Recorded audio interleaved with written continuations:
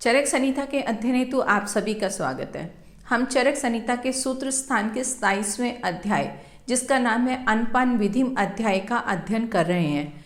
यह अन्नपान चतुष्क का तृतीय अध्याय है और इस अध्याय के अंतर्गत आहार के अनेक द्रव्यों के गुण कर्म को कहा गया है। और अभी तक हम शूक, शमी, मांस और शाक वर्ग के द्रव्यों के गुण कर्मों को जान चुके हैं।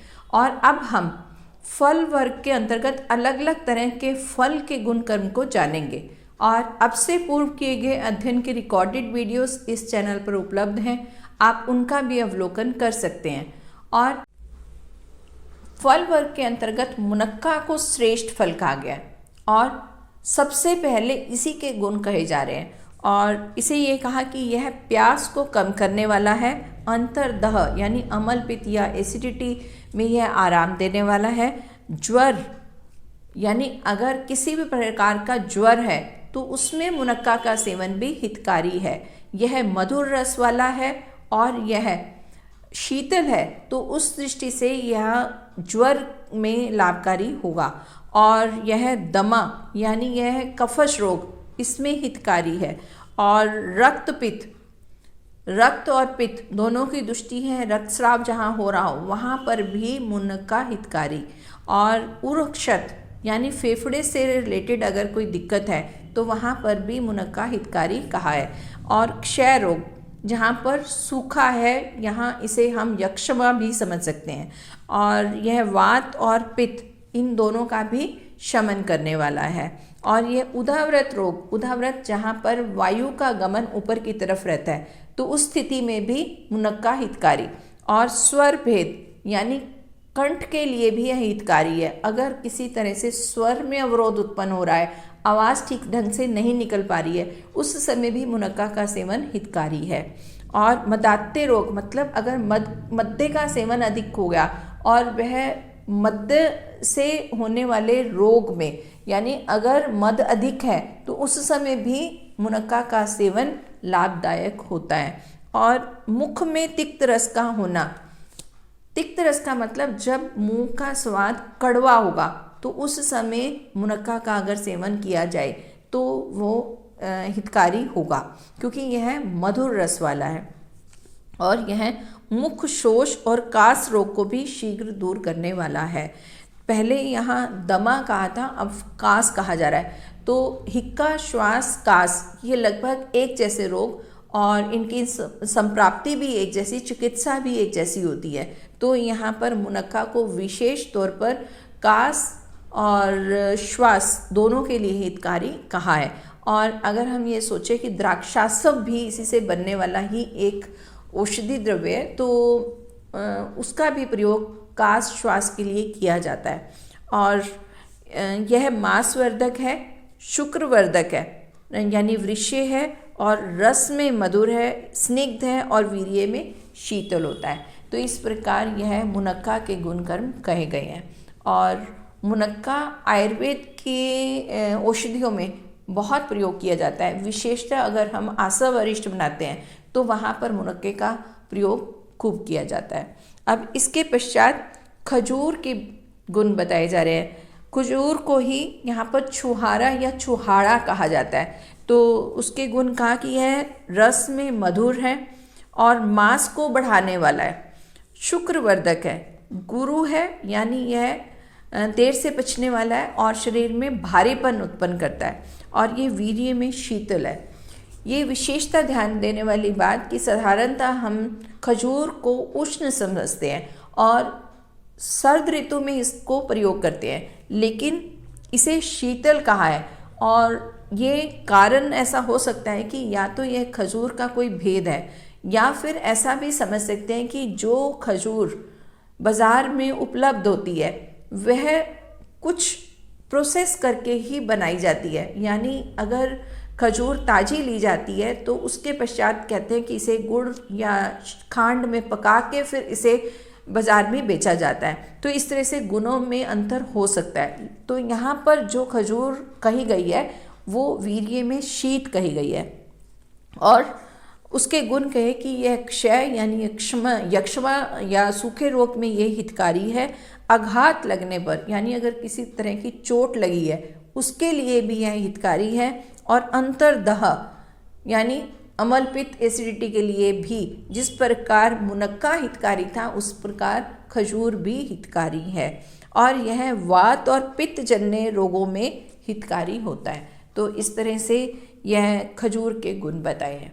अब इसके पश्चात फल्गु फल के विषय में कहा जा रहा है। फल्गु अंजीर को कहते हैं और अंजीर को कहा कि यह शरीर को तृप्त करने वाला है, मांसवर्धक है यानी यह शरीर को पुष्टि करने वाला, पोषक तत्वों से भरपूर है। और ये गुरु है यानी यह देर से पचने वाला और शरीर में भारीपन लाने वाला है। और विष्टम्भी यानी मल को बांधने वाला, शीतल है। अब अंजीर को भी यहाँ पर शीतल कहा है और अंजीर के विषय में भी साधारणतः यही कहा जाता है कि ये उष्ण है। तो यह भेद हो सकता है उसका और कहा इसे यहाँ वीर्य में शीत ही है। और अब फालसा और महुआ इन दोनों के गुण इकट्ठे बताए जा रहे हैं यानी ये दोनों एक जैसे गुण लिए हुए हैं। फालसा ग्रीष्म ऋतु में मिलता है और यह कुछ मीठा और खट्टापन लिए हुए है। फालसे का जूस भी बनाया जाता है। यह ग्रीष्म ऋतु में बहुत राहत देने वाला है यानी इसे ठंडा माना जाता है। और इन दोनों के गुण यानी फालसा और महुआ के गुण बता रहे हैं कि ये वातज और पित्तज रोगों के लिए विशेष हितकारी है। इसके पश्चात आमड़ा के गुण कहे जा रहे हैं। यह रस में मधुर, मांसवर्धक, बलवर्धक और गुरु होता है यानी यह शरीर की पुष्टि करने वाला है। और यह स्नेह से युक्त और कफवर्धक है। मधुर रस वाला है तो ये कफ को बढ़ाने वाला है। और वीर्य में शीत है, शुक्र को बढ़ाने वाला है और कब्ज करके पचता है यानी ये विष्टम्भी भी है। और इसके पश्चात अब पके हुए ताल का फल और पका हुआ नारियल का फल का गुण कहा जा रहा है। यह दक्षिण भारत में बहुत मिलते हैं। ताल का हम पूर्व कक्षा में भी जान चुके हैं कि उससे मिलने वाले रस से ताड़ी बनाई जाती है और उसका हमने शाक के अंतर्गत वर्णन जाना था कि उसके पत्तों से सब्जी बनाई जाती है। लेकिन यहाँ पर अब फल के गुण कहे जा रहे हैं कि ये फल मांसवर्धक, स्निग्ध, वीर्य में शीत और बलवर्धक तथा मधुर होता है। तो यह विशेषता नारियल के और ताल फल के गुण कहे हैं। और इसके पश्चात अब भव्य फल के गुण बताए जा रहे हैं। भव्य कमरक को कहते हैं। कमरक भी स्वादिष्ट फल है और कुछ मधुरता और खट्टापन लिए हुए है। तो इसके गुण में कहा कि यह मधुर, अम्ल और कषाय रस वाला है और कब्ज करने वाला यानी ये भी मल को बांधने वाला है, विष्टम्भी है। और गुरु है यानी यह देर से पचने वाला है और शरीर में भारीपन उत्पन्न करने वाला है। और वीर्य में शीतल है यानी ये ठंडा होता है। और पित्त और कफ को बढ़ाने वाला और मल को बांधने वाला और मुख को शुद्ध करने वाला है यानी अगर जब कमरक का सेवन किया जाता है तो उससे मुख में शुद्धि होती है। ये उसी प्रकार बताया जैसे हम भोजन करने के पश्चात कुछ अगर सौंफ का सेवन करते हैं तो सौंफ भी मुख में शुद्धि करने वाले हैं। उसी प्रकार कमरक के बारे में भी कहा कि यह मुख में शुद्धि करने वाला है। अब इसके पश्चात कुछ फलों के गुण बताए जा रहे हैं और फल हैं पारुषुक यानी फालसा और खट्टा फालसा यानी यहाँ पर फालसा दो प्रकार का बताया, मीठा और खट्टा। और इसके पश्चात फिर मुनक्का कहा जा रहा है। मुनक्का भी यहाँ पर दो प्रकार का कहा गया है। एक मुनक्का जिसमें बीज नहीं होता है और दूसरा जिसमें बीज होता है। तो मतलब जो अंगूर के अनुसार अंगूर भी दो प्रकार के होते हैं, जिसमें बीज है और एक में बीज नहीं है। उसमें स्वाद में भी अंतर होता है, एक कुछ मीठे हैं कुछ खट्टापन लिए हुए हैं। तो उस प्रकार से यहाँ पर मुनक्का भी दो प्रकार के। और फिर खट्टी बेर और आलू बुखारा और छोटी बेर और बढ़ल के फल, इन सब को इकट्ठे ही इनके गुण कर्म बताए हैं कि ये सभी पित्त और कफ को प्रकोपित करने वाले हैं। और ऐसा कहने के पश्चात अब आलू बुखारा के गुण बताए जा रहे हैं कि इसका फल अधिक उष्ण नहीं होता है और लेकिन ये गुरु होता है और इसके पश्चात ये कहा कि यह रस में मधुर और खाने में प्रिय है, यानी ये स्वादिष्ट होता है, और ब्रीहन और शीघ्र पचने वाला और अधिक मात्रा में दोषों को नहीं बढ़ाता है। तो इस तरह से आलू बुखारा के गुण बताए हैं। और आलू बुखारे का एक औषधीय उपयोग है कि जब मोशन सिकनेस हो रही है, यानी सफ़र के दौरान अगर उल्टी आ रही है, तो उस समय अगर आलू बुखारा का सेवन किया जाए तो मोशन सिकनेस में आराम मिलता है। तो यह एक औषधीय गुण है। तो यहाँ पर आलू बुखारा के गुण बताने के पश्चात अब आगे अमरूद के गुण बताए जा रहे हैं। अमरूद को यहाँ पर पारावत कहा है, और अमरूद के भी यहाँ पर दो भेद बताए गए हैं। एक वो जो रस में मधुर है, और दूसरे ये जिसमें मधुरता कम है और साथ में अमल रस है। तो ये दोनों ही अमरूद गुण में भी अलग अलग है। जो मधुर रस वाला है वो वीर्य में शीत है और रस में मधुर और भारी होता है, लेकिन इसके विपरीत जो अमल रस वाला है, यानी जिसमें मधुरता कम है, वो वीर्य में उष्ण है, लेकिन यह अरुचि नाशक है और अत्यधिक अग्नि को दूर करने वाला है। अत्यधिक अग्नि का मतलब जब जठराग्नि बहुत ज़्यादा बड़ी होती है, जैसे कि भस्मक रोग है, जो भी खाते हैं वो भस्म हो जाता है, तो उस समय इस तरह का अमरूद लाभदायक होगा। तो इस प्रकार ये दो प्रकार के अमरूद के गुण बताए गए हैं। अब गंभारी फल के गुण कहे जा रहे हैं, और इसके गुणों को बताते हुए इसकी तुलना कमरक फल से कर दी गई है। कमरक के गुण पहले बता दिए, कमरक को भव्य कहा गया था, और उसके गुणों की तुलना यहाँ गंभार फल से करते हुए ऐसा कहा कि गंभारी फल के गुण कमरक के गुणों से कम है, यानी एक जैसे गुण है लेकिन ये कुछ कम गुण वाले हैं। और इसी प्रकार आगे शहतूत, यानी जो खट्टा तूत है, उसकी तुलना फालसा से की गई है। शहतूत भी दो तरह का होता है, मीठा शहतूत और खट्टा शहतूत। अब खट्टा शहतूत छोटा होता है और इसे जंगली शहतूत भी कहते हैं। अब खट्टा है तो इसलिए इसकी तुलना फालसा से की, लेकिन यह फालसा से कम गुण वाला है। तो इस तरह खट्टे शहतूत के गुण कहे हैं। अब इसके पश्चात नाशपाती के गुण कहे जा रहे हैं। नाशपाती को टंक कहा है। यह रस में कषाय, मधुर और यह वातवर्धक है, और गुरु है और वीर्य में शीतल है, यानी ये ठंडी होती है। अब कैंथ फल के गुण कम कहे जा रहे हैं। कैंथ फल का प्रयोग दो तरह से किया जाता है, जब वो कच्ची अवस्था में है या फिर वो जो पक गया है। तो अगर यह कच्ची अवस्था में है तो यह स्वर भेद कारक है, यानी गले के रोग उत्पन्न करने वाला है, आवाज़ में अवरोध उत्पन्न हो सकता है, क्योंकि यह कुछ खट्टापन लिए हुए होता है। और लेकिन इसके गुण ये कहा कि यह विषनाशक है, और यह मल को रोकने वाला है, यानी ग्राही है, और यह वात कारक है, यानी यह वायु को उत्पन्न करने वाला होगा। तो ये कच्चे कैंथ के गुण के हैं। लेकिन अगर वही कैंथ पका हुआ है तो उसके विषय में कहा यह मधुर है और कुछ अमल रस वाला और कषाय रस वाला है, और यह सुगंधित होने से रुचिवर्धक है और दोषों को नष्ट करने वाला है, विष का नाश करने वाला है, ग्राही है और भारी है। तो इस तरह अवस्था के अनुसार भी गुणों के विषय में कहा है। अब आगे बेल फल यानी बेल पत्थर के गुणगण कहे जा रहे हैं, और यह फल भी जब कच्चा है तो वो अलग गुण लिए हुए हैं, और अगर वह पक्व अवस्था में है तो अलग गुण लिए हुए हैं। और यह फल ऐसा कि जिसके विषय में ये कहा जाता है कि कच्चा फल ही उपयोग में लाना चाहिए, यानी वो अधिक सेवनीय कहा गया है। तो ऐसा क्यों और उसके गुण क्या हैं, तो यहाँ पर वो समझाया गया है कि पका हुआ फल पचने में कठिन होता है और ये दोषों को बढ़ाने वाला है, यानी वात पित्त कफ तीनों को ही बढ़ाने वाला है। और अगर पके फल का सेवन किया जाए तो अपान वायु दुर्गंधित हो जाती है। तो इस तरह ये उसके गुण कहे गए हैं।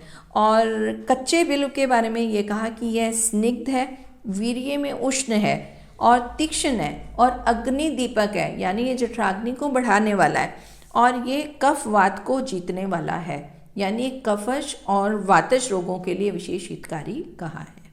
अब इसके पश्चात आम के विषय में कहा जा रहा है। आम यानी जो फलों का राजा कहा जाता है, और यह भी ग्रीष्म ऋतु का ही फल कहा जाता है। और इसमें भी यहाँ पर 3 स्थितियाँ बताई गई हैं। पहली स्थिति कि जब बिल्कुल छोटा आम है, अभी आम उत्पन्न हुआ है, उस समय उसका गुण अलग होगा।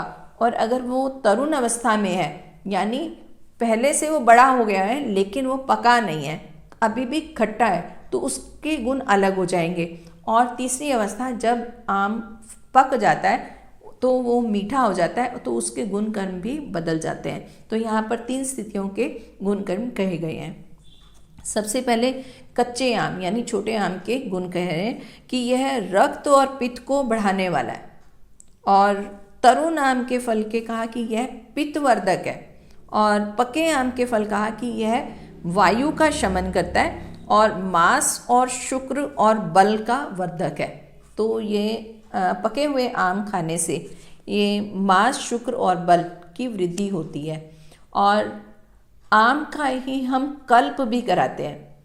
उस समय व्यक्ति को आम और दूध इनका ही सेवन करवाया जाता है। तो कुछ एक विशेष अवधि में आम और दूध का सेवन करवाने के पश्चात शरीर में एक तरह का डिटॉक्स होता है और इससे मांस वृद्धि होती है। और ये विशेषता उन व्यक्तियों के लिए किया जाता है जो बहुत कृश होते हैं। तो ये कृशता का एक उपाय है, यानी कृशता को कम करने के लिए ये एक तरह की औषधि का कार्य करता है। तो यहाँ पर ऐसा ही कहा कि पका फल मांस, शुक्र और बलवर्धक है। अब इसके पश्चात जामुन के गुण कहे जा रहे हैं। और पके जामुन के गुण कहे कि यह प्राय रस में कषाय और मधुर और गुरु, और ये कवचकारी है, यानी जामुन भी मल को बांधने वाला है, ग्राही है, और वीर्य में शीत है, और कफ पित्त नाशक है। कफ और पित्त से होने वाले रोगों के लिए विशेष हितकारी। लेकिन यह वायु को बढ़ाने वाला है और मल को बांधने वाला है। तो ये भी ध्यान देने वाली बात कि वातज रोगों के लिए ये हितकारी नहीं कहा गया। और इसके पश्चात अब बेर के बारे में कहा जा रहा है। और बेर में भी ये 2 प्रकार का बेर, एक तो ताज़ा बेर और दूसरा जब बेर को सुखा दिया जाता है। और यह बहुत ही प्रचलन में है कि बेर को सुखाकर प्रयोग में लाया जाता है। और यहाँ पर अब दोनों के गुण कहे जा रहे हैं। ताज़ा बेर जो है रस में मधुर, स्निग्ध अम्ल का भेदक और वात पित्त को नष्ट करने वाला होता है। और सूखे बेर को कहा कि यह कफ वात को दूर करने वाला है। पहले ताजे बेर को कहा था कि ये वात पित्त को नष्ट करने वाला है, लेकिन सूखा बेर कफ वात को दूर करने वाला है। तो इस तरह से दोनों में बहुत भिन्नता है। और सूखे बेर के बारे में ये कहा कि यह पित्त विकार में विरुद्ध नहीं होता है, यानी ये तीनों ही दोषों के लिए हितकारी कहा है। तो इस दृष्टि से अगर हम ये इसको दोनों को तुलना करें तो सूखा हुआ बेर अधिक हितकारी कहा है। और इसके आगे सिंचितिका फल के विषय में कहा। सिंचितिका फल का मतलब सेब। सेब के गुण कहे जा रहे हैं कि यह रस में कषाय और मधुर और वीर्य में शीत और ग्राही होता है। यानी सेब का सेवन भी मल को बांधने वाला है और विशेषता इसे कषाय और मधुर का है। तो कषाय होने से यह मुख की शुद्धि भी करने वाला है। तो इस प्रकार ये सेब के गुण बताए। और इसके पश्चात अब कुछ और फलों के नाम कहे जा रहे हैं। वो है गंगेरुक, यानी जिसे गंगेरन कहते हैं, और करील, बिम्बी और तोदन, तुन भी इसी को कहते हैं, और धनवन यानी धामन। अब इन सब के फल रस में मधुर, कुछ कषाय, वीर्य में शीतल, पित्त तथा कफनाशक होते हैं। ये सभी जो है वो अधिक प्रचलन में नहीं है। अब आगे कटहल, केला और खिरनी, ये तीनों ही प्रचलन में है। इनके गुण कहे और विशेषता जब ये पके हुए हैं। ये रस में मधुर, कुछ कषाय, स्निग्ध और वीर्य में शीतल और गुरु होते हैं। अब इसके पश्चात एक और फल कहा जा रहा है जिसका नाम है लवली फल, और इसी को ही हर फारेरी वरी भी कहते हैं। यह अधिक प्रचलन में नहीं है, लेकिन जो यहाँ पर वर्णन किया गया है वो ये कि यह रस में कषाय और विशुद्ध होने से तथा सुगंधित होने के कारण यह भोजन में रुचिकारक है और यह चटनी बनाने योग्य होता है और यह हृदय के लिए हितकारी है और यह वायुवर्धक है। तो इसके गुण कहे गए हैं। अब इसके पश्चात अब कुछ और फल कहे, वो है कदम, सोआ, पीलू का फल, तृणशून्य यानी केवड़े का फल और विकंत, ये भी एक जंगली फल होता है, और प्राचीन नामलक। इनके फल त्रिदोष नाशक हैं और कृत्रिम विष को दूर करने वाले हैं। और इसके पश्चात एक और फल इग्दी यानी कि ये तापस फल कहा गया है और यह रस में तिक्त और मधुर, स्निग्ध, वीर्य में उष्ण और कफ तथा वायु को नष्ट करने वाला होता है। ऐसा इनके विषय में कहा है। अब इसके आगे तिंदुक या तेंदुक के फल का वर्णन किया जा रहा है। तो इसके विषय में कहा कि यह कफ पित्त नाशक है, रस में कषाय मधुर है और लघु है। तो इस प्रकार इसके पके फल के ये गुण बताए हैं। इस पौधे का एक और भी उपयोग किया जाता है, इनके पत्तों से बीड़ी बनाई जाती है। तो यह भी एक इसका उपयोग है, लेकिन यहाँ पर चर्चा फल की हो रही है। तो फल के विषय में ये कहा कि यह कफ पित्त नाशक है और लघु है, मतलब यह सुपाच्य भी है और शरीर में लघुता उत्पन्न करेगा। अब इसके पश्चात आंवला के गुण कहे जा रहे हैं। आंवला में नमक रस को छोड़कर सभी रस विद्यमान है, यानी यह 5 रस वाला है। इसमें लमन रस नहीं है, बाकी मधुर, अमल, कटु, तिक्त, कषाय सभी उपलब्ध है। और यह गुण में रुक्ष, रस में मधुर, कषाय और अमल होता है और विशेष रूप से यह कफ और पित्त का शामक है। और सर्द ऋतु में इसका खूब उपयोग किया जाता है और ऐसा कहा जाता है कि एक आंवला तो प्रतिदिन उपयोग में लाना चाहिए। तो इस प्रकार यहाँ इसके गुण बताए हैं। आंवले के गुणों को जानने के पश्चात अब इस फल वर्ग के बाकी फलों के विषय में हम आने वाली कक्षा में जानेंगे। और अब बारी है प्रश्न उत्तर की। पूर्व कक्षा में पूछा गया प्रश्न था कि मांस वर्ग को कितने वर्गों में बांटा गया है। तो इसका उत्तर है कि मांस वर्ग को 8 वर्गों में बांटा गया है, यानी यहाँ 8 वर्गों में अलग अलग जीव जंतुओं के मांस के विषय में कहा गया है। तो सही उत्तर जानने वाले आप सभी बधाई के पात्र हैं। और इसके पश्चात आज के लिए प्रश्न है कि सरसों का साग यानी शरशप साग के गुण कर्म क्या है, और आशा है कि आप इसे जानते हैं और कमेंट बॉक्स में अवश्य लिखेंगे। और इसी के साथ ही आप सभी को सादर नमस्ते।